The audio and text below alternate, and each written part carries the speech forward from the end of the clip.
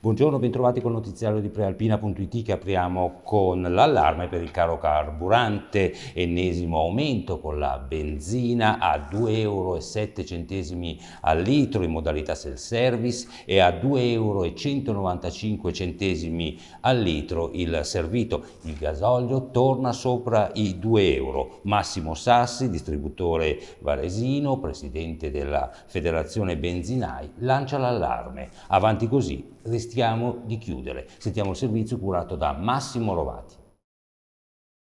Carburanti alle stelle nonostante il taglio delle accise, l'allarme dei benzinai. Di questo passo rischiamo la chiusura. C'è grande preoccupazione tra i gestori delle pompe varesine dopo l'ennesimo rincaro che vede ora il prezzo medio nazionale della benzina in modalità self-service a 2,069 € al litro, con il gasolio di poco sotto. L'ascesa è continua, i prezzi sono alle stelle nonostante lo sconto di 30 centesimi al litro concesso dal governo e prorogato fino al 31 dicembre. Massimo Sassi, presidente territoriale FAIP Confesercenti Lombardia, allarga le braccia. Succede, spiega Sassi, titolare di una stazione di servizio biomo inferiore, che la guerra, l'estrazione diminuita e la riduzione delle scorte influiscono in modo negativo sui prezzi. Siamo nell'ordine tra i 5 e i 10 centesimi di rincaro alla settimana e i benzinai non ci stanno più dentro. Il nostro margine è di 3,5 centesimi al litro, ma con i costi generali in aumento, quello reale si è ridotto notevolmente. Se va avanti così, osserva Sassi, entro fine anno si assisterà a una raffica di chiusura degli impianti. Quali le soluzioni? Che il governo obblighi le compagnie petrolifere a fissare un tetto massimo o congelare i prezzi. Un'altra soluzione potrebbe essere quella di ridurre l'IVA dal 22 al 10%. E da un'emergenza all'altra, la siccità sta creando gravi problemi nel rifornimento di acqua. I comuni stanno correndo al riparo con ordinanze che limitano il consumo idrico. L'ultimo in ordine di tempo a prendere provvedimenti è stato il comune di Malnate che, al pari di quello di Tradata, ha vietato l'uso dell'acqua potabile per riempire piscine, annaffiare orti e lavare le auto. La società che si occupa del servizio idrico ha scritto al comune spiegando che non si esclude che prossimamente possano verificarsi disservizi di distribuzione alle utenze finali in ragione della riduzione delle portate disponibili. Maggiori approfondimenti si possono leggere su prealpina.it.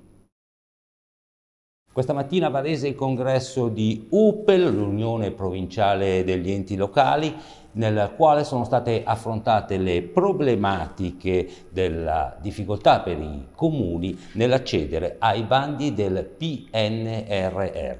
Qui vediamo il servizio di Nicola Antonello, le immagini sono di Angelo Purincelli dell'agenzia Blitz. Eleonora Paolelli, presidente di UPEL, qual è l'obiettivo di questo convegno?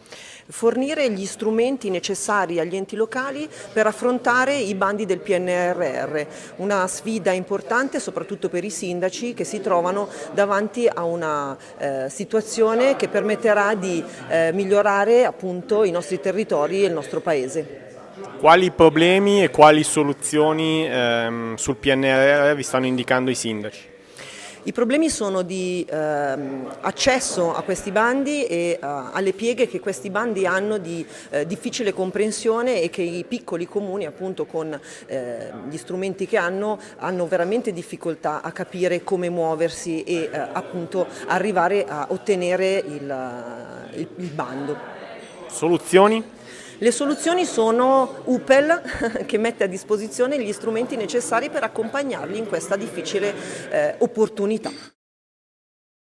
E spostiamoci ora oltre confine, tragedia questa mattina in autostrada nel Mendrisiotto dove un motociclista di 53 anni è morto dopo essere stato urtato dall'auto di un frontaliere. È successo sulla A2 nel tratto di Novazzano, la magistratura elvetica ha aperto un'inchiesta, chiuso per diverse ore il tratto di autostrada dove si è verificato l'incidente mortale. Maggiori approfondimenti su prealpina.it.